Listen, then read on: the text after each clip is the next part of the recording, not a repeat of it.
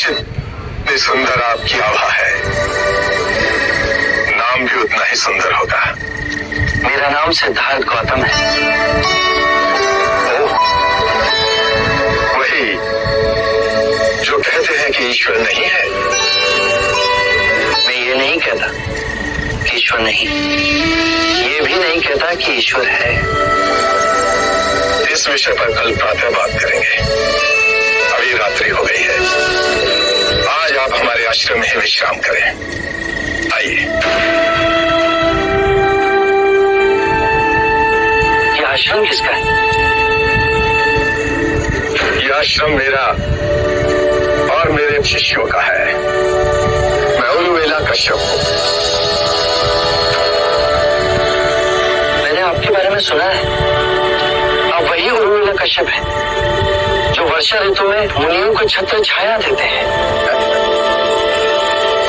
आज रात्रि आप मेरी कुटिया में ही विश्राम कीजिए।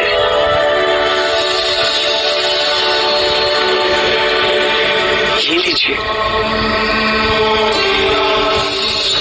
मैं पूर्ण ध्यान में बैठ उसके पश्चात ही विश्राम करता हूँ। यदि आपकी आज्ञा हो तो मैं इस कुटिया में रात्रि बिता लूं। गुरुजी, वहाँ एक विषैला सर्प घुसा हुआ है, बाहर नहीं निकल रहा। यदि उसने आपको डस लिया तो? आप निश्चिंत रहें, मैं वहीं विश्राम करूंगा।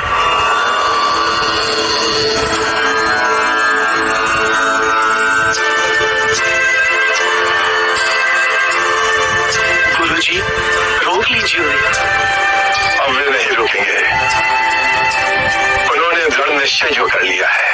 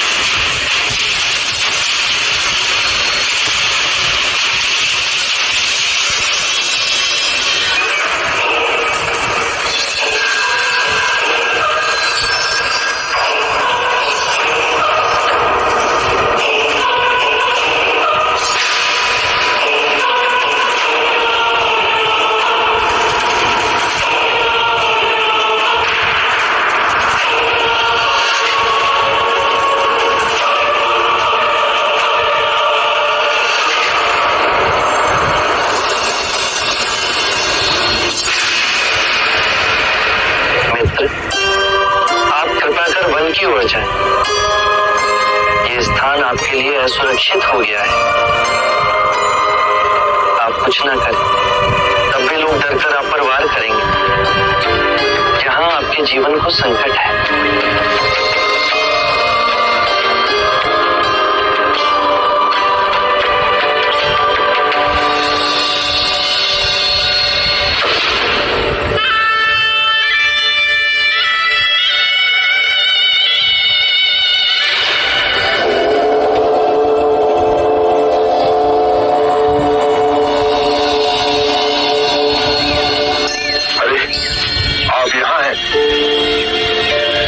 जब हम अपने शिष्यों से वार्ता कर रहे थे तो आपको वहां नहीं पाया।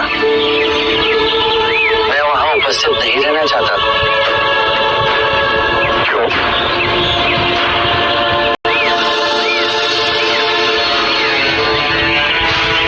आप अपने शिष्यों को संबोधित कर रहे थे।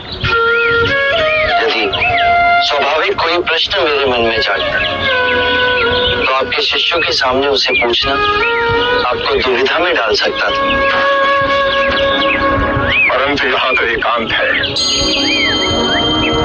अब हम वार्ता कर सकते हैं। कृपा करें, आप दुख के संबंध में कुछ कह रहे थे। क्या आप ये मानते हैं कि दुख सत्य है? क्या आप ये भी मानते हैं कि दुख के कारण भी है? हाँ। यदि कारण है तो दुख तो रहेगा।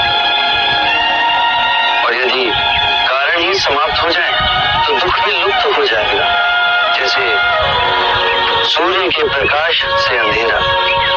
आप सुनी सुनाई बातें नहीं कहते, अपने गहन अनुभव के आधार पर कहते हैं। आप धर्म और सिद्धांत की नहीं, देखी हुई बातें कहते हैं। आपने कहा कि मुक्ति का मार्ग है अपने विवेक को जगाना और गूढ़ ध्यान में लिप्त हो जाना, जिससे मनुष्य स्वयं को और इस संसार को भली भांति समझ सकता है। परंतु एक प्रश्न है, ये जो सारी विधियां हैं, रीतियां हैं, पूजा पाठ है, क्या ये सब व्यर्थ है?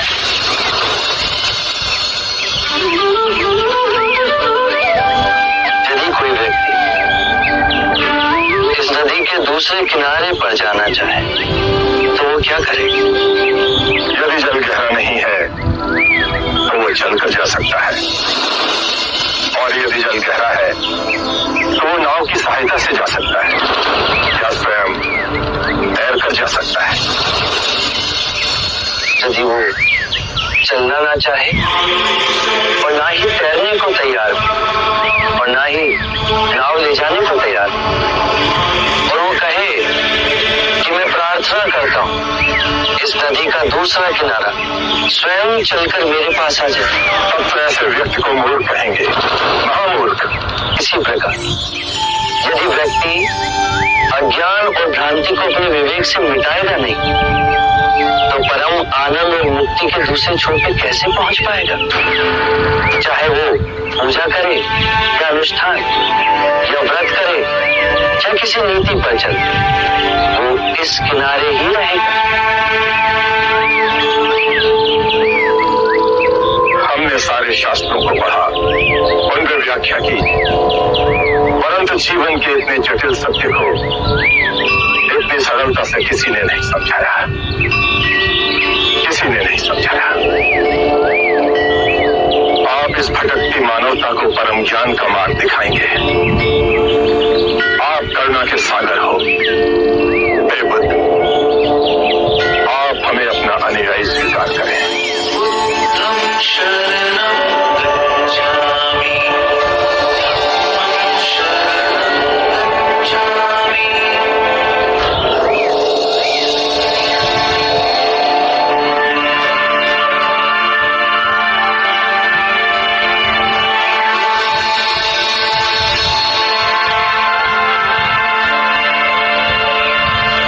पराक्रमी, हे युग पुरुष, आज बुद्ध की शरण में हम आते हैं, आज धर्म की शरण में हम आते हैं, आज संघ की शरण में हम आते हैं।